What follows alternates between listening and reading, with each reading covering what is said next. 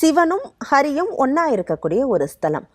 ஆக்கிறதுக்கு ஒரு கடவுள், அழிவுக்கு ஒரு கடவுள். அதாவது அழிவுங்கிறது காக்கிறதுக்கு ஒரு கடவுள், அழிக்கிறதுக்கு ஒரு கடவுள். இங்க அழிவுங்கிறது நம்மளுடைய மனசுடைய அழிவை நம்ம எடுத்துக்கலாமா?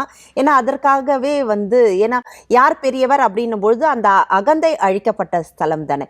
அப்படின்னும் போது இங்க அந்த பிரச்சனைகள் இருக்கிறவங்க போக முடியுமா? இல்லைன்னா போனாக்க என்ன மாதிரியான வழிபாட்டு முறைகளை மேற்கொள்ளணும்? காக்கிற தெய்வம் ஒன்று இருக்கும்போது அழிக்கும் தெய்வமால் செயல்பட முடியாது. அதனாலதான் இங்க ஃபைட்டு சண்டையே வருது. அதை தான் இங்க சமப்படுத்துறதுக்காக தான் இப்ப நீங்க கேட்ட கொஸ்டின் தான் இங்க ட்விஸ்ட் ஆனது.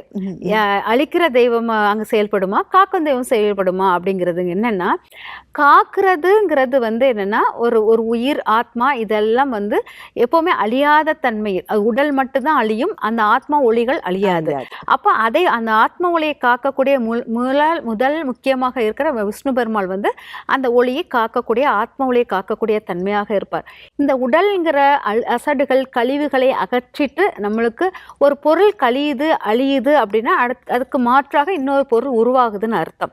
அதை உருவாக்கக்கூடிய தன்மை, அதாவது ஒரு நம்ம உடலை அழித்து அடுத்த உடலுக்கு தயாராகக்கூடிய தன்மையையும் உருவாக்கும் அப்படிங்கிறது. அப்போ இந்த உடல் அழிய போகிற தன்மை உள்ள ஒரு இடத்தை சிவனும், ஆத்ம ஒளியை காக்கக்கூடிய இடத்தில் விஷ்ணுவும் இருக்கிறதாக இந்த சங்கரங்கோயில் கூறுது. இப்போ இந்த உடலும் ஒளியும் ஒழுங்காக நமக்கு இருந்தால் நோய்கள் வராது, ஆசைகளுடைய அளவுகள் குறையும், அதெல்லாம் அந்த உடலுக்கு தேவையானதும் கிடைக்கும், ஒளிக்கு தேவையான ஆத்ம ஒளிக்கு தேவையானதும் கிடைக்கும்.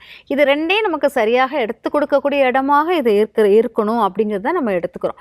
இப்போ இந்த உடல் அழிவுகள் குறுக்கக்கூடியதுன்னா அதிக ஆசைகள், அதிக பொறாமைகள், இதனால் வரக்கூடிய துன்பங்கள்னால் உங்கள் உடலில் உபாதைகள், அப்புறம் உடல் ஆசைகள் அணிவிக்க முடியாத சில விஷயங்கள், இதெல்லாம் தடையாக இருக்கிற இடத்துல உள்ளவங்களுக்கு இந்த இடம் வரப்பிரசாதம்.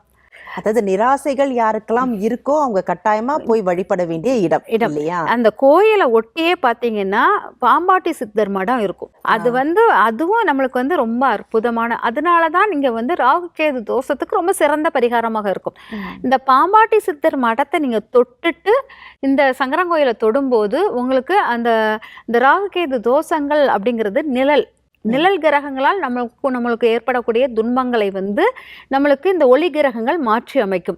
அதனால இந்த ராகுகேது தோஷத்தை நீக்கக்கூடிய அந்த பாம்பாட்டி சித்தர் மடம் பார்த்தீங்கன்னா குடிசை மாதிரி தான் இருக்கும். அப்படி ஓலையில் இருக்கிற மாதிரி நல்ல விளக்குகள், எண்ணெய் விளக்குகள் வைத்து எரித்து அதில் அந்த ஒளியும் கற்கள் நிறைந்த இடம் பாதைகளாக இருக்கும். அதில் நடந்து அந்த ஒளியை நம்ம ஆக்டிவேட் பண்ணிட்டு வந்தாலே உங்களுக்கு அந்த ஆத்ம ஒளி தங்க வைக்க முடியும்.